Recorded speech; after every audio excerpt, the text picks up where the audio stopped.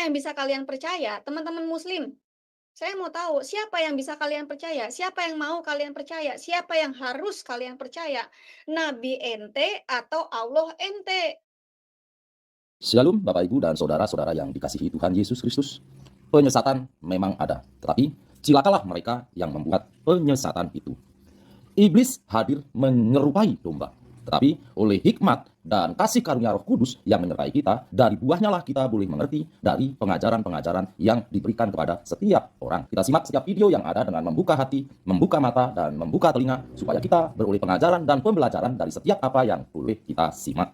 Wabarakatuh. Diberkatilah teman-teman yang ada di ruangan ini, di ruangan Zoom, dan juga di ruangan live chat di YouTube. Diberkati teman-teman yang membuka hatinya untuk mencari kebenaran, bukan untuk membenar-benarkan apa yang tidak benar. Teman-teman selama ini kan banyak dikumandangkan ya, bergaung-gaung, Muhammad nggak punya mukjizat.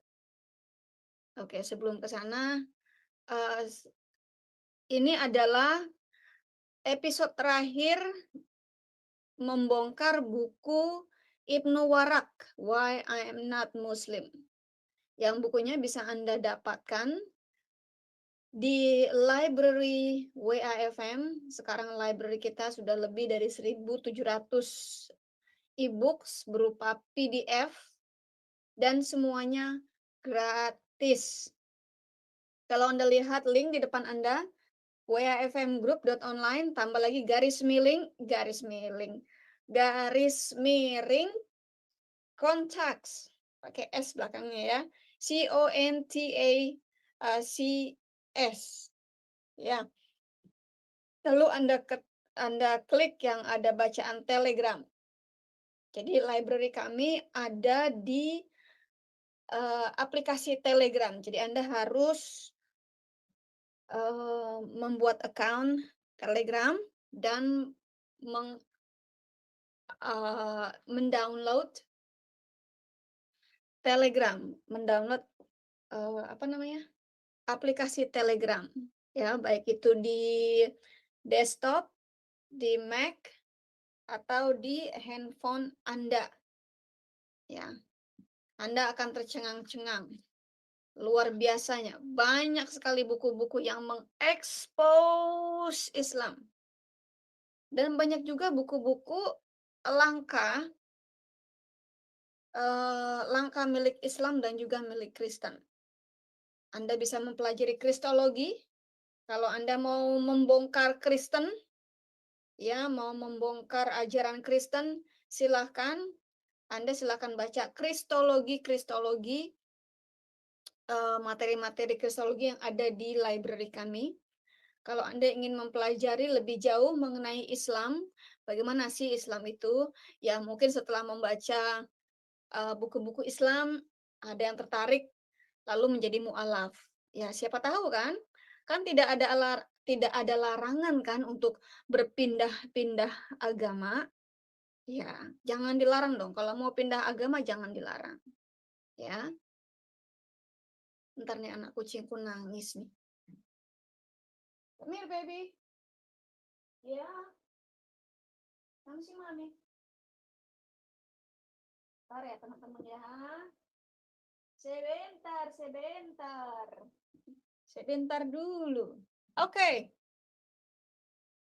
Ibnu Warak ini bukan tukang cendol, bukan tukang cilok, bukan tukang beca, bukan juga pemain TikTok, ya, yang biasa seliwar-seliwar di TikTok, bukan. Ibnu Warak ini adalah seorang cendekiawan Muslim. Saya katakan dia cendekiawan ya, bukan abal-abal, bukan tukang jaga toko, bukan. Seorang cendekiawan Muslim, penterjemah Al-Quran. Dan sudah pasti dia hafal Al-Quran, bahkan dia juga tahu arti dari seluruh Quran tersebut. Saya nggak mau mengatakan itu kitab suci, karena buat saya tidak ada suci-sucinya kitab tersebut. Tidak ada suci-sucinya. Ajarkan yang mengajarkan, maaf, terorisme, ajarkan yang mengajarkan, eee, pedofilia, ajarkan yang mengajarkan nafsu birahi, apalagi mimpi ketemu 72 bidadari, ajaran-ajaran yang seperti itu. Nah, saya akan langsung share screen aja, ini adalah bagian terakhir saya mengekspos, atau saya bedah buku Ibnu Warak, ya. Buku berikutnya yang akan saya bahas adalah bentar ini ya teman-teman.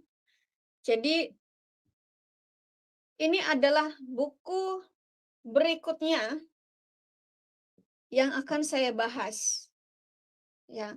Library ini bisa Anda dapatkan di WAFM Library, ya teman-teman. Silakan dibuka. Nah, tunggu saya, eee, mau lihat lagi beberapa, bentar ya. Kalau Qurratul Uyun ini nggak usah kita bahas lagi ya teman-teman ya. Mungkin sesekali kalau ada kejadian-kejadian aneh-aneh barulah, kita bahas Qurratul Uyun lagi. Bentar saya lagi nyari, PDF-PDF lainnya yang mungkin akan saya buka setelah Akar Teror Islam. Ya, kenapa saya mau membedah akar teror Islam. Jadi gini teman-teman, bergaungan di seluruh dunia bahwa Islam adalah agama pembawa damai. Lalu mereka murtad, mereka keluar dari agama yang mereka sudah punya masuk ke dalam Islam atau menjadi mu'alaf ya. Nah, ternyata mereka ditipu selama ini ya. Islam. Mereka ditipu oleh Islam selama ini. Ini saya sedang membuka tadi, Islam, Women and Children. Oke, kisah Muhammad, bentar-bentar ya. Ini apa ini?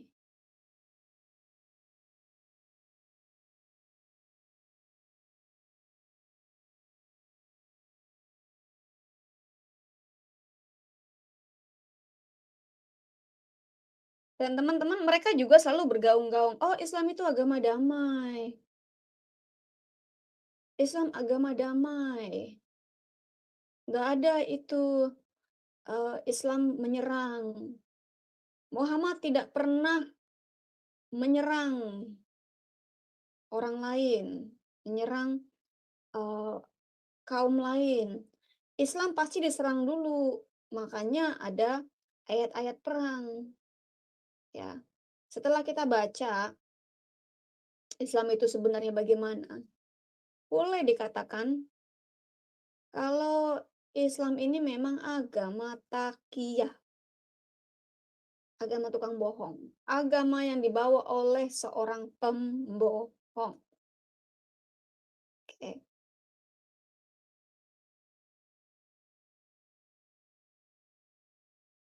Lalu berikutnya saya juga akan bawakan ini ya. Jadi Islam adalah agama violence, ya. Jadi setelah Ibnu Warak, ini Ibnu Warak, kita membicarakan mengenai mukjizat Muhammad. Ternyata Muhammad memiliki banyak mukjizat, teman-teman. Kalian nggak tahu kan? Saya aja kaget loh. Saya sangat terkaget-kaget ketika membaca, mengetahui bahwa ternyata Muhammad itu memiliki banyak mukjizat yang tidak ada orang yang tahu. Kenapa saya bilang tidak ada orang yang tahu? Ya mungkin orang overlook. Overlook itu, eee, nggak mention atau nggak ngeliat ya. Ya atau mungkin nggak ada saksinya, ya kita akan cari tahu. Oh, benar nih, kenapa banyak orang yang tidak melihat mukjizat-mukjizat Muhammad, tapi dicatat, ya, tapi dicatat. Nah, ini saya, yang harus dipertanyakan adalah, apakah yang mencatat mukjizat Muhammad itu hidup di zaman Muhammad, hidup bersama Muhammad, muridnya Muhammad, atau hidup di negara yang sama, di tempat yang sama dengan Muhammad, ataukah dia pengikut Muhammad? Kita lihat ya, ini ada hubungannya dengan sejarah SIN sendiri. SIN, Standard Islamic Narration. Itu sudah sering kita bahas. Ternyata kemunculan Quran dengan kemunculannya kematian Muhammad dengan munculnya sirah pertama itu bedanya 125 tahun, hampir ya 125 tahun bedanya. Jadi penulis sirah Nabawiyah pertama Ibnu Ishaq, lalu digantikan oleh Eee, muridnya, dan setelah muridnya ada muridnya lagi namanya Ibnu Hisham, dan Ibnu Ishaq ini dokumentasinya sudah dihancurkan dan risalin ya, ditulis kembali oleh muridnya, tapi muridnya tidak diketahui siapa namanya, dan muridnya punya murid lagi yang namanya Ibnu Hisham yang sekarang banyak kalian baca. Ya, jadi Ibnu Ishaq menulis biografi Muhammad, tetapi tidak pernah hidup bersama Muhammad. Perbedaan mereka adalah 125 tahun. Mereka tidak tinggal di tempat yang sama. Kalau Muhammad lahir di kota Mekah, tinggal di kota Mekah, ke Madinah sebentar, lalu balik lagi ke Mekah. Tapi kalau Ibnu Ishaq ini adanya di Baghdad, di Irak. Jaraknya sekitar 800 miles. Woi, jauh banget ya. Jalan kaki, aduh, kok bisa tua di jalan. Onta bisa kehausan. Karena zaman dulu nggak ada pesawat terbang, nggak ada pesawat jet. Ya maklum kalau di zaman Muhammad tersebut ada pesawat jet, ya. Nah, bisalah dari Baghdad ke Mekah, Mekah ke Baghdad, cepet deh, nggak nyampe sehari juga selesai, mungkin cuma beberapa jam. Tapi ini naik onta. Oke, kita bahas langsung ya. Bentar, Dewi Bulan ngopi dulu. Tadi ngopinya baru dapat satu sisip, satu sisip, satu sip. Tolong dikoreksi, satu sip itu apa ya? Satu sip, satu seruputan gitu. Ini seruputan kedua.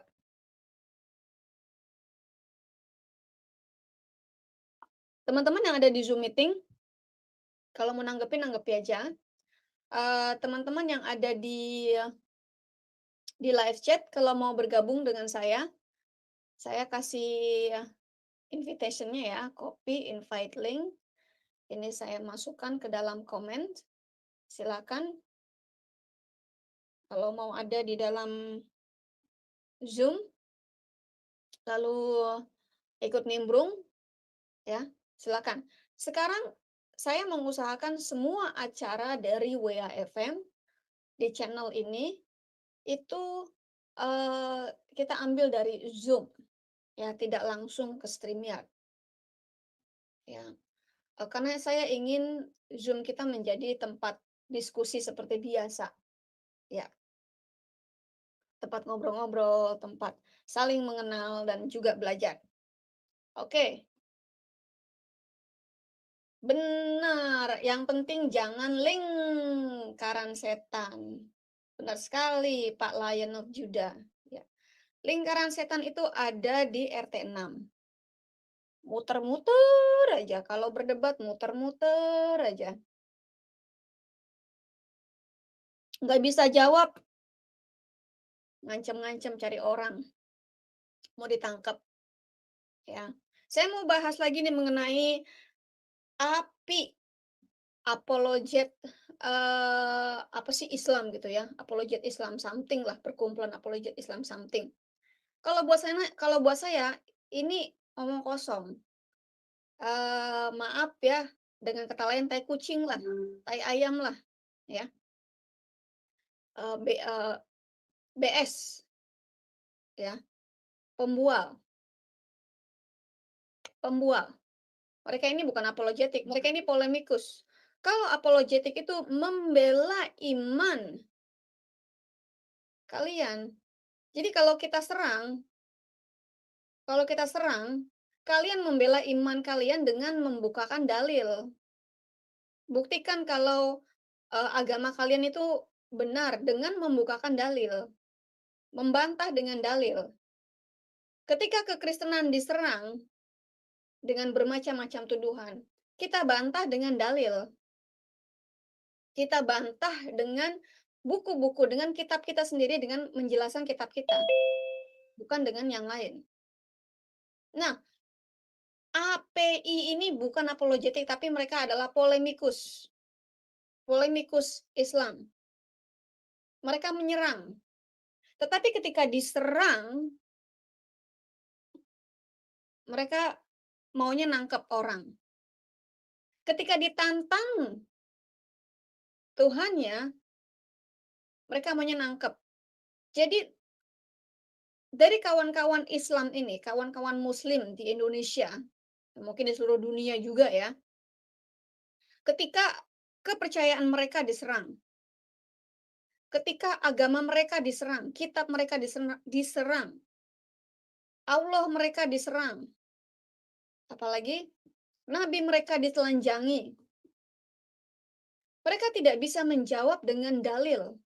Seharusnya kalian membuktikan dong, bisa buktikan, "Oh, yang kamu sampaikan itu salah, ini dalilnya."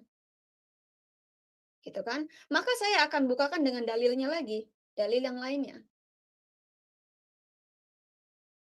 Kami para polemikus, Kristen dan juga apologet Kristen, kami nggak akan gentar, ya. Kalian nggak bisa ngedapetin saya. Lalu kalian mencoba, menakut-nakuti, bahkan ibu-ibu ditakutin. Ibu-ibu nggak tahu apa-apa lagi jualan, di rumahnya ditakut-takutin. Dikasih surat perintah, surat penangkapan untuk anaknya. Lah anaknya aja nggak ketahuan di mana. Katanya kalau 3 kali dapat surat perintah, masih nggak datang-datang juga itu anaknya, akan ditangkap. Tangkap aja, emang anaknya kemana? Orang emaknya aja nggak tahu anaknya di mana. Udah gede, Cong, anak udah gede, sudah di atas 18 tahun, bisa keluar rumah, mau kemana aja. Dulu saya juga waktu di Indonesia, saya keluar negeri, saya sekolah di luar negeri, emak bapak saya nggak tahu saya ada di mana. Saya nelepon dari luar negeri pun emak bapak saya nggak tahu. Mereka taunya saya masih ada di Indonesia. Pokoknya asal setor suara, "Oh, udah Nak, baik-baik." Kalau dulu kan nggak ada selfon kan, cuma telepon rumah. Ini tahun 999, tahun 2000 ya. Selfon belum marak. Waktu saya sekolah di Singapura, kabur ke Singapura, sekolah di Singapura karena saya tahu orang tua saya nggak mau saya sekolah di luar negeri. Saya kuliah di luar negeri. Tapi saya kuliah di luar negeri, saya sekolah di luar negeri.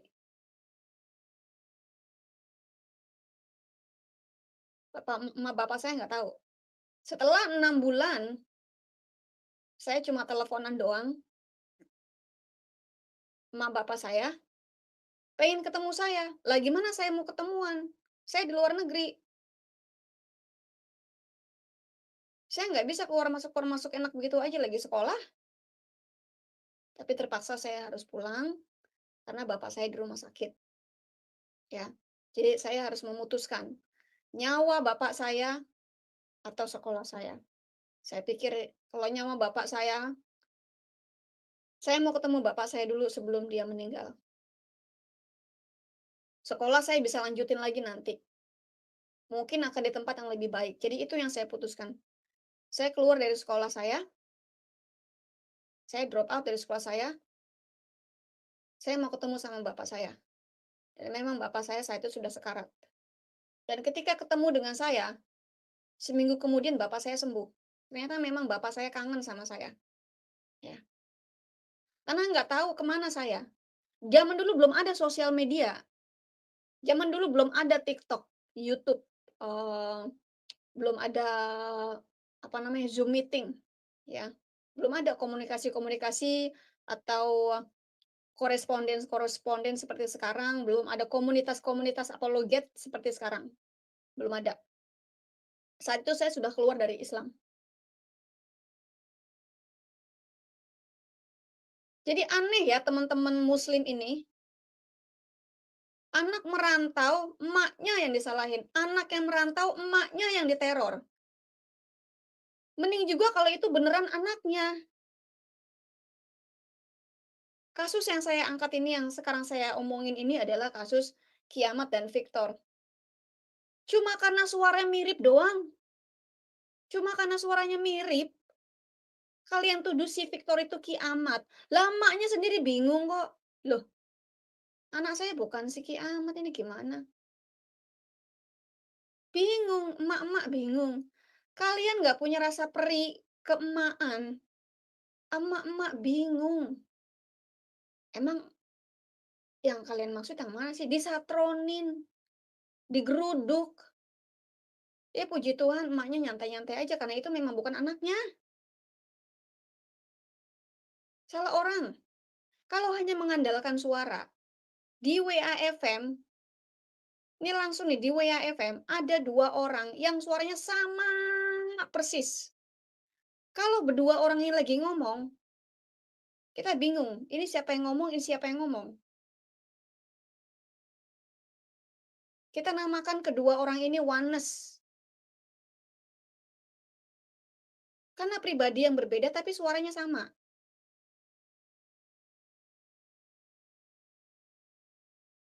Ini so far ada yang nyamain suaranya Dewi Bulan nggak sih? Ya. Kenapa channel WA FM sepi? Karena dipindahkan channelnya. Itu bukan channel utama lagi. WA FM Apologetic sekarang bukan channel utama lagi semenjak, kita kena ban,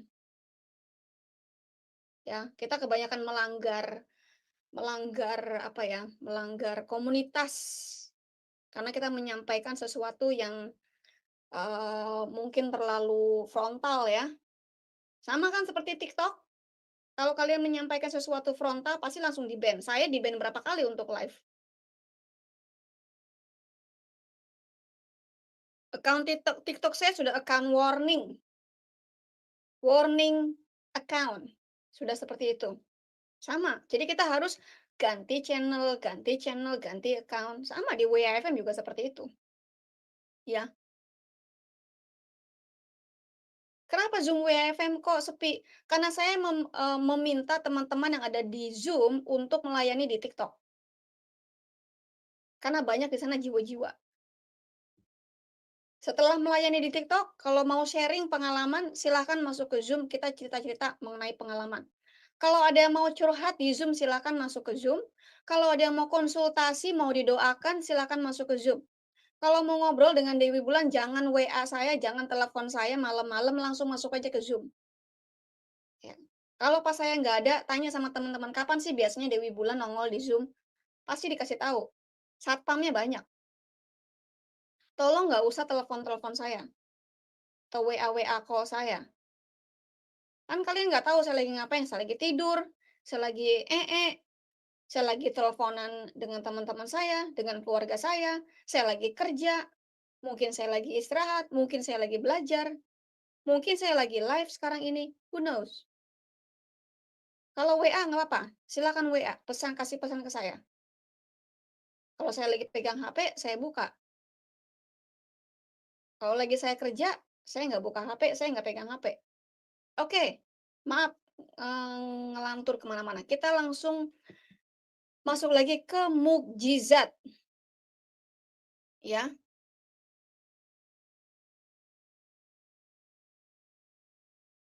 Ini di bukunya Why I'm Not Muslim dari Ibnu Warak, halaman 165. Jadi Anda yang sudah punya bukunya silakan buka ya, halaman 165, mukjizat. Ibnu Warak saja mengakui ada mukjizat. Kenapa kalian nggak mengakui? Saya juga terkejut ternyata Muhammad punya mukjizat. Mungkin nggak ada yang lihat. Ya, yuk kita baca dulu ya. Teisme pada abad 18 membesar-besarkan rasionalitas atau hal-hal yang masuk akal. Rasionalitasnya Islam, ya. Masuk akal nggak sih di Islam? Gitu kan? Kalau mukjizat itu kan biasanya sesuatu yang nggak masuk akal. Ya, seperti orang mati bangkit lagi. Kan nggak masuk akal. Secara medis orang udah mati, ya udah mati. Kalau ini kok bangkit lagi? Ini kan sebuah mukjizat. Orang yang tadinya lumpuh seumur hidup, kok tiba-tiba bangun? Kok tiba-tiba bisa berjalan, bisa berlari? Bahkan sekarang menjadi pelari nasional. Ini kan mukjizat, ya. Orang yang tadinya bisu, seumur hidup bisu dari kecil bisu, kok tiba-tiba bisa ngomong? Lancar lagi. Sekarang malah jadi presenter. Luar biasa kan? Orang yang tadinya buta, nggak pernah ngelihat, nggak bisa ngelihat sama sekali dari kecil, kok tiba-tiba bisa melihat? Sebuah mukjizat kan?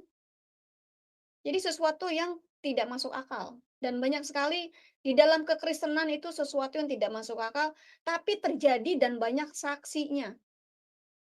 Tolong digarisbawahi, terjadi dan banyak saksinya, ya.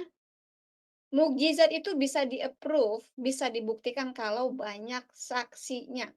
Kita lanjutin ya, kita lanjutin. Mereka mengemukakan fakta bahwa Muhammad tidak pernah melakukan mukjizat apapun. Oh, salah nih. Salah. Ini benar. Di dalam Quran katanya begini. Muhammad berkata dia hanya manusia biasa yang tidak melakukan mukjizat. Ini rendah diri, rendah hati banget ya Muhammad bilang, wah saya kan manusia biasa ya, yang tidak bisa melakukan mukjizat. Tapi setelah kita telusuri, ternyata Muhammad banyak melakukan mukjizat. Kita harus rendah hati ya teman-teman, seperti Muhammad. Jangan meninggi-ninggikan kalau memang tidak tinggi. Maksudnya pendek gitu kayak gue. Maaf, maaf, bercanda dikit gak apa-apa. Jangan terlalu serius. Kalau sama Dewi Bulan jangan terlalu serius, bisa gila, ya. Di dalam Quran dia katakan dia hanya manusia biasa saja. Dia hanya utusan Allah belaka. Oh, udah merindihkan. Merendahkan diri ya. Oh, saya ini manusia biasa, tapi saya utusan Allah. Loh, udah turun naik lagi. Ya, surah 29 ayat 49, surah 13 ayatnya 27 sampai 30, surah 17 ayatnya 92 sampai 97. Muhammad hanya orang biasa. Statementnya satu, dua, tiga statement. Dia mengatakan dia orang biasa, dia tidak punya mukjizat, ya. Meski Muhammad menyangkal, tapi kok 4 kali Quran mengatakan bahwa Muhammad telah melakukan mukjizat. Nah, ini yang benar mana nih? Yang benar Muhammad atau Allah? Muhammad mengatakan dia tidak punya mukjizat, dia ini hanya manusia biasa, tapi dia utusan Allah. Tapi Allah di dalam Qur'annya, di dalam firman-Nya, firman Allah mengatakan kalau Muhammad telah melakukan mukjizat. Ini kayaknya Allah dan Muhammad berebut. Siapa yang bisa kalian percaya? Teman-teman muslim, saya mau tahu siapa yang bisa kalian percaya? Siapa yang mau kalian percaya? Siapa yang harus kalian percaya? Nabi ente atau Allah ente? Allah bilang Muhammad melakukan banyak mukjizat, tapi si Nabi Muhammad Sallallahu Alaihi Wasallam bilang dia tidak punya mukjizat. Dari sini dulu deh teman-teman muslim, kalian berpikir, kalian mau mempercayai Allah Subhanahu wa taala Atau kalian mempercayai Muhammad sallallahu alaihi wasallam? Mana yang mau kalian percaya? Oke, yang pertama, mukjizat yang pertama. Ini Allah membeberkan mukjizat yang pertamanya Muhammad sallallahu alaihi wasallam. Bentar ngopi dulu.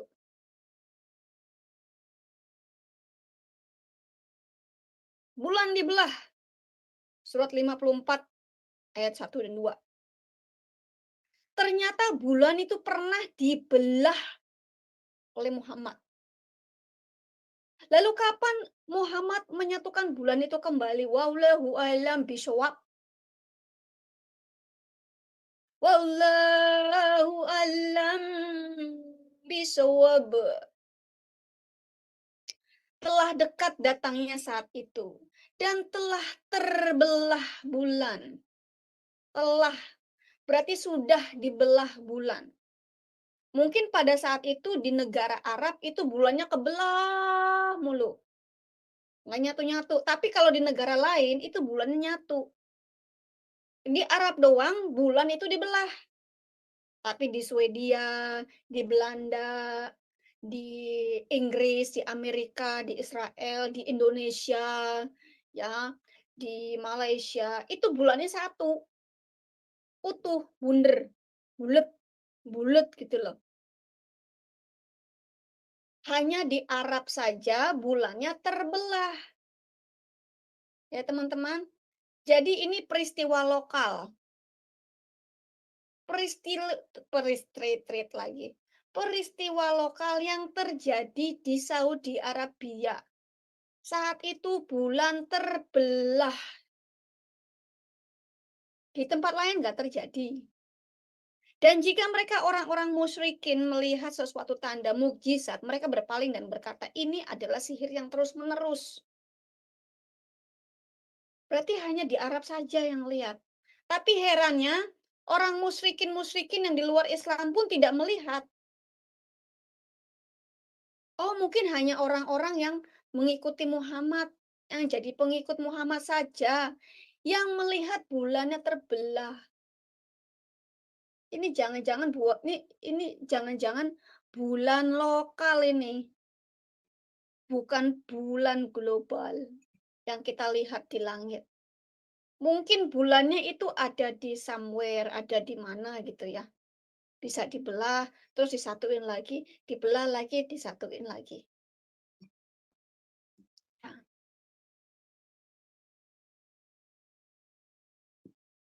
lalu mengenai perang Badar.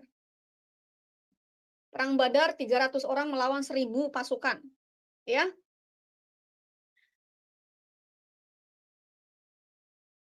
Perang Badar ini pasukannya Muhammad itu menyerang para pedagang. Apa ya namanya ya? Pedagang. Bantu saya dong. Kalau di Islam namanya apa sih? Saya juga lupa. Para pedagang kaya. Nah, pedagang kaya ini punya pasukan, membayar pasukan 1.000 orang. Ketika Muhammad menyerang para pedagang ini, pedagang berhasil melarikan diri dari kejarannya pasukannya Muhammad. Dan mereka berhadapan dengan 1.000 orang, 1.000 pasukan. Ketika pasukan Muhammad sudah mulai kayak kewalahan, kalah gitu ya. Lalu Muhammad tiba-tiba mendapat wahyu. Katanya siapapun yang mati di dalam perang Badar ini akan masuk surga. Langsung masuk surga, nggak perlu diadili, nggak perlu ngelewatin jembatan Shirathol Mustaqim. Langsung masuk surga diketemui dengan 72 bidadari yang montok, telanjang semua. Nah, ini jadi penyemangat pengikutnya Muhammad. Di mana-mana pengikutnya Muhammad itu kalau diiming-imingi dada montok itu semangat banget. Ya. Dari dulu kalau diiming-imingi dada montok, dada montok, dada montok, wah, semangat 45 berdiri semua, tanduknya berdiri, yang bawah juga berdiri. Cepet banget. Jadi mereka ini perang menggila, perang gila-gilaan ini ada di, surat 3 ayatnya 123 sampai 125. Ini katanya mukjizat. Wah, mukjizat ini. Kita 300 orang bisa menang mengalahkan 1.000 orang, 1.000 pasukan, ya. Belum nih. Sungguh Allah telah menolong kamu dalam peperangan Badar. Padahal kamu adalah ketika itu orang-orang yang lemah. Maksudnya orang-orang miskin, kagak punya duit, males, maunya ngerampok. Yang dimaksud lemah di sini bukannya lemah gemula ya, bukannya lemah nggak bisa perang, tapi miskin, nggak punya duit buat makan, males kerja. Jadi bagaimana caranya supaya dapat duit yang cepet, yang banyak, kilat, nggak perlu pakai kerja, ngerampok. Jadi perang Badar ini adalah sebenarnya perampokan yang besar-besaran, tapi gagal. Mereka gagal merampok para pedagang, para saudagar, ya, tapi bisa mengalahkan perang. Karena itu bertakwalah kepada Allah supaya kamu mensyukurinya. Ingat, suruh nginget, suruh inget. Sekarang pertanyaan saya, kamu ingat nggak sih kalau kamu tuh pernah ke perang Badar? Nggak pernah kan? Ucilin-ucilin yang ada di Indonesia, Indostan ini kan nggak pernah ke Badar kan, nggak pernah ikut perang kan? Jadi apa yang perlu diingat? Nggak ada. Ketika kamu mengatakan kepada orang mukmin, apakah tidak cukup bagi Allah, bagi kamu Allah membantu kamu dengan 3.000 malaikat yang diturunkan dari langit? 3.000 katanya 3.000 malaikat diturunkan dari langit. Ini kata Allah loh ya. Allah yang bilang nih. Meskipun Muhammad bilang nggak ada mukjizat, nggak ada mukjizat. Tapi Allah bilang ada. Muhammad bilang nggak ada. Allah bilang ada. Muhammad bilang saya nggak punya mukjizat. Saya cuma orang biasa. Tapi Allah bilang ada. Jadi keingetan satu video, satu short video klip. Jika kamu bersabar dan bertakwa dan mereka datang menyerang kamu dengan seketika itu juga, niscaya Allah menolong kamu dengan 5.000 malaikat yang memakai tanda. Yang ketiga adalah perjalanan Isra Mi'raj. Surat 17 ayat 1. Maha suci Allah Subhanahu wa taala yang telah memperjalankan hambanya pada satu malam dari Al-Masjidil Haram ke Al-Masjidil Aqsa yang telah kami berkahi sekelilingnya agar kami perlihatkan kepadanya sebagian dari tanda-tanda kebesaran kami. Sesungguhnya dia adalah maha pendengar lagi maha melihat. Isra Mi'raj. Allah yang menyaksikan. Kalau kamu tidak percaya, kamu tanya sama Allah. Ini teman-teman Oten ini podo nggak percaya ini. Kalau perjalanan Isra Mi'raj itu ternyata adalah mukjizatnya Muhammad. Oh, nggak percaya, nggak ada buktinya, nggak ada yang lihat, nggak ada yang saksi matanya. Loh, kalian salah. Saksi matanya itu ada. Saksi matanya itu adalah Allah Subhanahu wa taala. Dia sendiri yang menyaksikan. Dan tentu saja yang mengalaminya adalah Muhammad sallallahu alaihi wasallam. Jadi kalian kalau mau minta bukti sama Allah, sama Muhammad. Gali lagi kuburnya Muhammad. Muhammad, Muhammad, lu bener nggak sih melakukan perjalanan Isra Mi'raj? Gali lagi kuburannya. Tanya sama Allah. Ya Allah, ya Allah, ya Allah, ya Allah. Apakah benar Muhammad melakukan Isra Mi'raj? Ya Allah, ya Allah. Minta duit, minta duit. Salah ya. Nggak boleh minta duit sama Allah ya. Allah bokek. Nah, itu adalah 3 mukjizat mukjizatnya Muhammad dari Allah Subhanahu wa taala, meskipun Muhammad menyangkal dia punya mukjizat. Yang keempat, Quran. Wah, bagi muslim tetap menjadi mukjizat terbesar dari Islam. Quran adalah mukjizat terbesar. Kalau gitu apakah Quran mempan dibakar? Ada yang mau coba bakar Quran? Kita lihat apakah ada mukjizat? Mungkin jadi batu es ketika mau dibakar. Ada yang mau coba bakar Quran? Sudah banyak kok yang bakar Quran. Saya juga udah pernah bakar Quran kok. Semua Quran saya bakar. Buku kuning saya bakar. Puji-pujian, apa namanya, selawatan-selawatan, buku-buku selawatan saya bakar semuanya. Memang ada mukjizat. Kalian tahu nggak mukjizatnya apa? Mukjizatnya apa setelah saya bakar? Kalian nggak tahu kan? Saya nggak pernah cerita kan? Setelah saya membakar Quran itu terjadilah mukjizat. Ada yang mau tahu nggak? Apa Bu Dewi Bulan mukjizatnya? Siapa yang mau tahu? Siapa yang mau tahu apa mukjizatnya setelah saya bakar Quran? Ayo tebak-tebakan nih. Kalau nggak tahu bilang satu, kalau tahu bilang dua. Yang bilang dua, gue mau tanya apaan? Ayo, ketik satu, yang nggak tahu,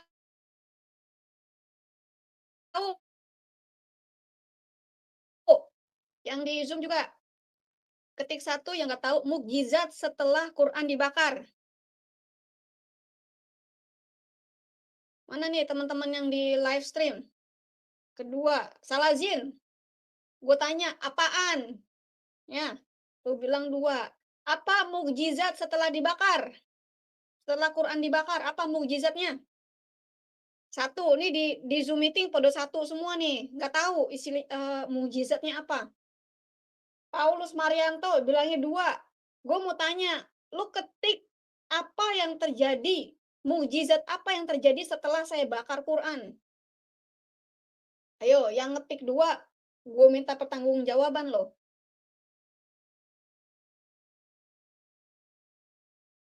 Ayo, salah Jin, salah. Alah, lu sok tahu ah. Salah. Mukjizatnya kagak ada, Ibu. Salah. Ada mukjizat yang terjadi. Ya, ada mukjizat ketika saya selesai membakar Quran. Apa? Ayo. Paulus Marianto bilang berubah jadi debu. Salah. Enggak, salah. Jangan sok tahu ah. Ya, yang nomor satu, yang jawab satu, nih saya kasih tahu. Terjadi mukjizat setelah saya membakar Quran. Membakar itu Quran saya bakar, juga buku-buku kuning saya bakar, juga, selawatan-selawatan Nabi itu saya bakar. Ada mukjizat. Kenapa teman-teman? Apa sih mukjizat yang terjadi? Hmm, rumah saya bau asap. Tiba-tiba rumah saya bau asap. Dan yang tadi saya bakar kok gosong semua. Rumah saya bau asap dan Quran saya bakar gosong semua, hitam semua. Saya nggak bisa baca Quran lagi, teman-teman. Quran yang sudah saya bakar tadi, saya mau baca lagi nggak bisa, teman-teman. Ini adalah mukjizat yang luar biasa. Setelah saya bakar Quran, semuanya jadi hitam. Saya nggak bisa baca Quran lagi. Tiba-tiba ketika saya mau ambil Quran yang sudah saya bakar, teman-teman. Loh, kok bunyi kresek kresek kresek kresek jadi abu? Saya terkejut, teman-teman. Saya terkejut sekali. Mukjizat ini luar biasa dari Quran. Coba Anda buktikan deh apa yang saya tadi sampaikan. Teman-teman silahkan buktikan. Apakah ketika Anda membakar Quran, apakah bentuknya akan hitam dan Anda masih bisa membaca Quran itu? Kalau ada, tolong kasih tahu saya. Itu mukjizat yang luar biasa buat saya. Semuanya hitam. Rumah saya jadi bau asap. Seluruh rumah saya bau asap, padahal saya bakarnya di luar. Luar biasa. Jadi memang Quran adalah mukjizat terbesar dari Islam. Setelah dibakar, hitam, nggak bisa dibaca lagi. Ya, itu tahun 2013 saya bakar Quran. 2013 saya bakar Quran. Saya menjadi Kristen itu 2012. Saya keluar dari Islam itu tahun 1999. Saya agnostik selama 13 tahun. Saya menjadi Kristen tahun 2012. Tahun 2013 saya bakar Quran. Mukjizat terjadi. Qurannya hangus dan nggak bisa dibaca lagi. Ya, yang keempat. Ya, ini Quran adalah mukjizat. Itu ada di surah 29 ayatnya 50 sampai 51. Dan orang-orang kafir Mekah berkata, "Mengapa tidak diturunkan kepadanya mukjizat-mukjizat dari Tuhannya?" Udah saya buktikan tadi. Katakanlah, sesungguhnya mukjizat-mukjizat itu terserah kepada Allah. Ya terserah Allah mau kasih mukjizat apa enggak. Ya, ternyata memang benar terjadi ada mukjizat di dalam Quran itu. Katakanlah, sesungguhnya mukjizat-mukjizat itu terserah kepada Allah. Dan sesungguhnya aku hanya seorang pemberi peringatan yang nyata. Sesungguhnya aku hanya pemberi peringatan yang nyata. Dan apakah tidak cukup bagi mereka bahwasanya kami telah menurunkan kepadamu Alkitab. Dalam kurungnya di Quran, nggak ada Alkitab bukan Al-Quran. Alkitab bukan Al-Quran. Sedang dia dibacakan kepada mereka. Sesungguhnya dalam Al-Quran itu terdapat rahmat yang besar dan pelajaran bagi orang-orang yang beriman. Coba buka deh, teman-teman di Zoom, eh, apakah ada yang bisa buka Quran surah 29 ayat 50 51?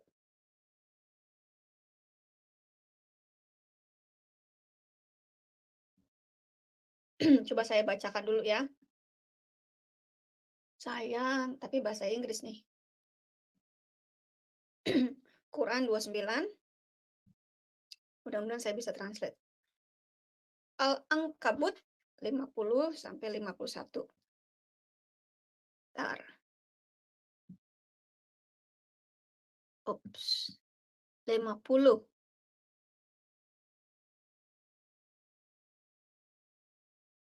Oh ini. Coba saya terjemahkan ya. Ini bisa nggak sih? Oh mungkin saya bisa. Iya. But they say, why are not signs sent down to him from his Lord? Say, the signs are only with Allah, and I'm only a clear warner. Ya, the sign, mukjizat itu hanya ada kepada Allah, dan saya cuma pembawa warning saja, pemberi peringatan. And it's not sufficient for them what we reveal to you, the book. The book aja. Ya, bahasa aslinya itu the book. Nggak ada Alkitab, nggak ada Quran. Ini dikurung-kurungin Quran. Which is recite to them indeed, and that is a mercy and reminder for a people who believe. Kalau setelah baca Quran, apa kalian menjadi orang baik? Kalau setelah membaca Quran, apakah kalian bertobat dari nyolong, dari korupsi, dari membunuh, dari mencabuli anak balita, anak SD, yang sekarang sedang marah itu kan mencabuli anak-anak pesantren. laki perempuan cabulin semua, ya. Mau apem, mau tongkat, cabulin semua. Itu kan yang terjadi kan? Apakah setelah membaca Quran, kalian nggak jadi pelacur lagi? Apakah setelah membaca Quran, kalian nggak sodomi anak lagi? Nggak sodomi orang lagi? Apakah setelah membaca Quran, kalian menjadi orang yang paling baik seluruh dunia? Enggak. Justru semakin Anda membaca Quran, semakin bejat kelakuan Anda. Hadis-hadis juga penuh dengan mukjizat-mukjizat dari Muhammad. Muhammad menyembuhkan orang sakit, memberi makan ribuan orang dari makanan satu orang anak kecil. Lah ini kok kayak Alkitab ya? Loh ini kok kayak kitab Matius ya? Sekarang kalau memang Muhammad itu menyembuhkan orang sakit, lah saksi matanya siapa? Kok sampai sekarang nggak ada saksi matanya? Muhammad sendiri bilang saya ini nggak punya mukjizat. Lah ini kok Allah bilang mukjizat dari Muhammad menyembuhkan orang sakit, kasih makan ribuan orang dari makanan satu orang anak kecil. Ini nyontek ini mukjizatnya nih. Ini mukjizatnya nyontek. Jadi salah satu mukjizat dari Quran adalah nyontek, ya. Mukjizat dari Muhammad adalah nyontek. Ternyata Quran ini luar biasa. Quran dan hadis ini luar biasa. Mukjizatnya yang paling hebat adalah nyontek. Menyalin dari kitab lain dimasukkan ke dalam Quran dijadikan kitab. Waduh, ini mukjizat ya teman-teman. Seiring dengan bertambahnya pengetahuan kita akan alam, ada penurunan yang sebanding akan kepercayaan pada mukjizat. Kita tidak lagi gampang berpikir bahwa Tuhan ikut campur dalam urusan-urusan manusia dengan cara menahan atau mengubah gejala-gejala alam yang normal. Yang sudah menjadi hukum alam, begitu kepercayaan kita akan penemuan hukum-hukum alam bertambah, kepercayaan kita akan mukjizat jadi menurun, tergantung.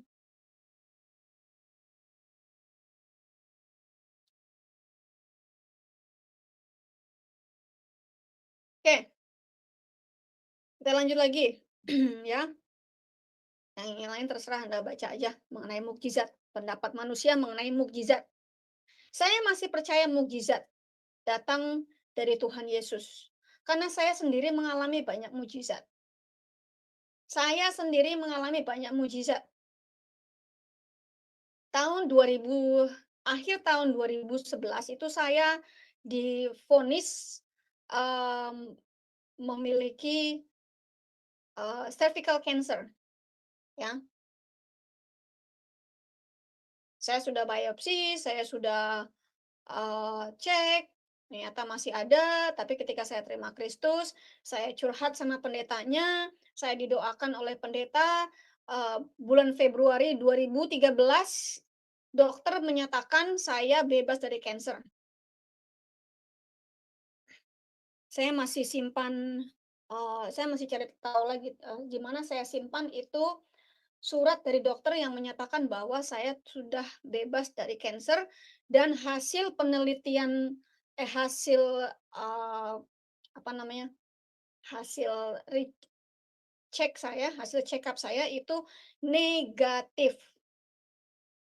Konsekuensi yang jelas adalah bahwa tidak ada kesaksian yang pantas untuk menetapkan bahwa kejadian tertentu tersebut sebuah mukjizat. Kecuali kesaksian itu sedemikian sehingga kebohongannya itu sendiri sudah merupakan sebuah mukjizat. Lebih dari fakta yang akan dipastikan itu. Jadi ketika, eee, mukjizat itu terjadi kepada saya, saksinya ya dokter itu sendiri, klinik saya itu sendiri karena ketika pertama kali saya masuk ke klinik tersebut, itu saya masih ada sel, cervical cancer, masih ada. Ya, meskipun setelah biopsi itu tetap masih ada. Lalu saya dischedule-kan untuk check up lagi 3 bulan kemudian. Itu pertengahan Januari saya check up lagi, saya melakukan pemeriksaan kembali, ya dilakukan pemeriksaan lagi kepada saya, di serviks saya, lalu dokter mengatakan, eee, "Nanti resultnya 2 minggu lagi, kita akan kabari, ya. Nggak usah telepon, kita akan kabari." Nah, setelah 2 minggu saya dapat postcard dari dokter, dari klinik tersebut. Saya dinyatakan negatif. Jadi ada saksinya. Nah, ini yang ajaibnya, ini namanya mukjizat dari Muhammad ya. Inilah, mukjizat dari Allah Subhanahu wa Ta'ala. Sekarang saya kalau nyebut Muhammad, teman-teman juga kalau nyebut Muhammad jangan Muhammad aja, tapi Muhammad Shallallahu Alaihi Wasallam, karena itulah yang disebutkan, yang dilafazkan teman-teman muslim kita. Jadi kita juga harus menghormati. Apa yang dilafazkan teman-teman muslim kita, kita harus hormati. Jadi jelas di sini teman-teman, inilah mukjizat Muhammad yang luar biasa. Tidak ada kesaksian, tidak ada saksi mata, tidak ada yang menyaksikan. Jadi kebohongan Muhammad itu adalah sebuah mukjizat yang luar biasa. Mukjizat karena masih banyak orang percaya akan mukjizatnya Muhammad Sallallahu Alaihi Wasallam.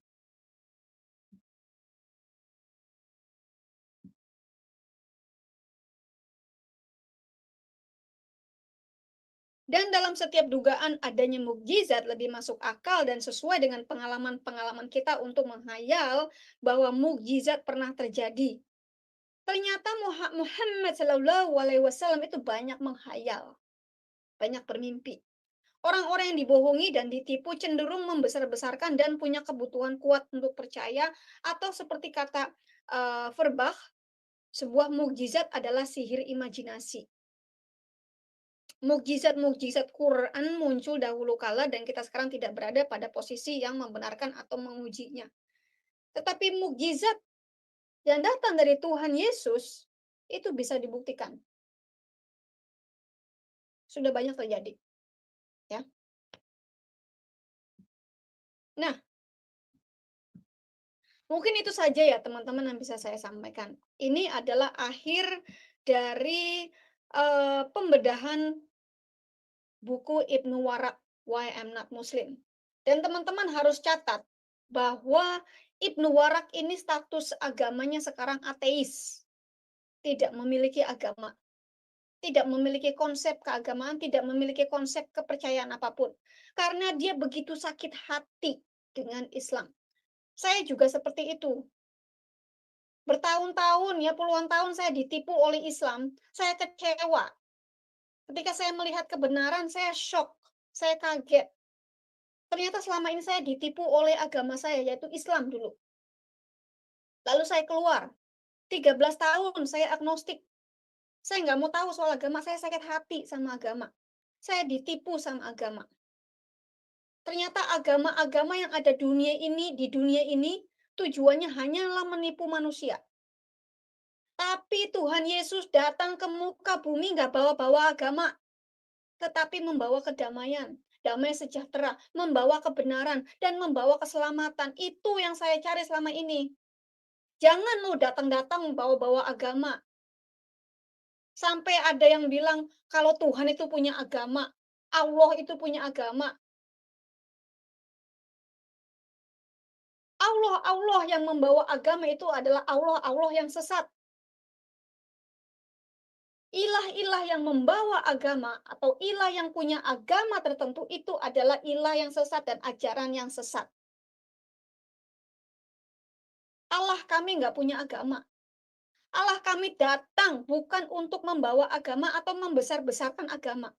Allah kami datang untuk membawa damai kepada manusia. Allah kami datang untuk menebus manusia dari dosa. Allah kami datang dalam wujud manusia bernama Yesus Kristus yang adalah Tuhan kami, Juru Selamat kami, untuk menyelamatkan saya, Anda semua, dari jebakan-jebakan setan, dari jebakan kejahatan si nabi-nabi palsu seperti Muhammad ini. Allah-Allah palsu seperti si Allah Subhanahu wa Ta'ala. Kalian jangan mau digoblokin lagi. Allah yang sebenarnya tidak pernah bawa agama.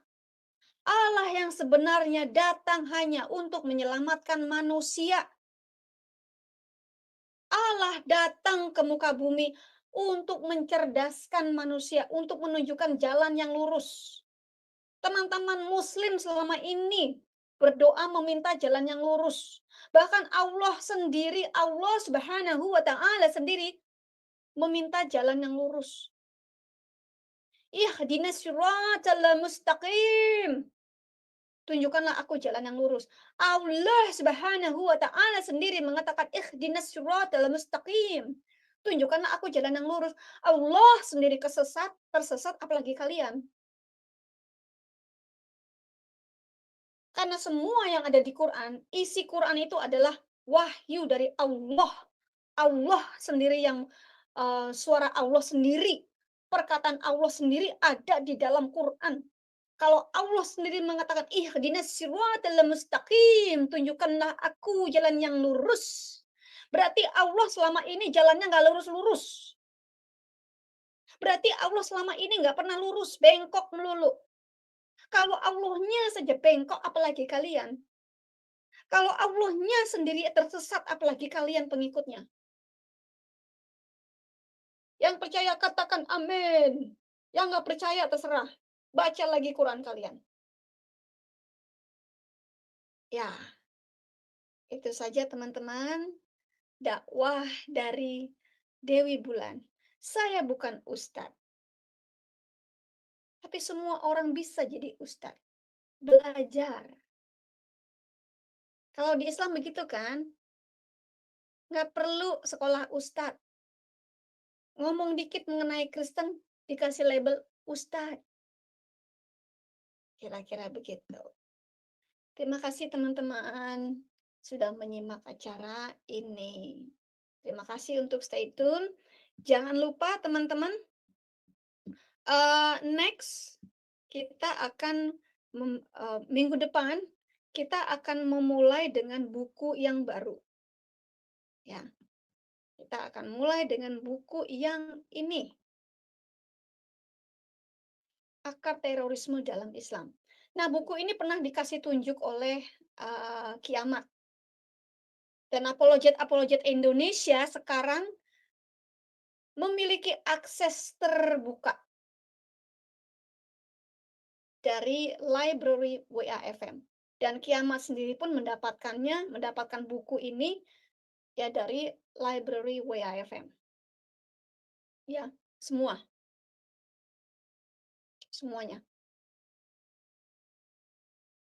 Jadi jangan malu-malu, jangan gengsi untuk subscribe Telegram WAFM Library. Ada lebih dari 1.700 buku dalam bentuk PDF gratis. Kami sendiri mendapatkannya tidak gratis. Saya mesti bayar subscriber, saya mesti subscribe dan mesti bayar untuk mendapatkan PDF-PDF ini. Saya mesti beli bukunya di Logos, dan ini nggak murah. Teman-teman admin juga beli bukunya, subscribe, supaya mendapatkan materi-materi buku-buku yang mahal yang tidak bisa dijangkau oleh teman-teman Indonesia.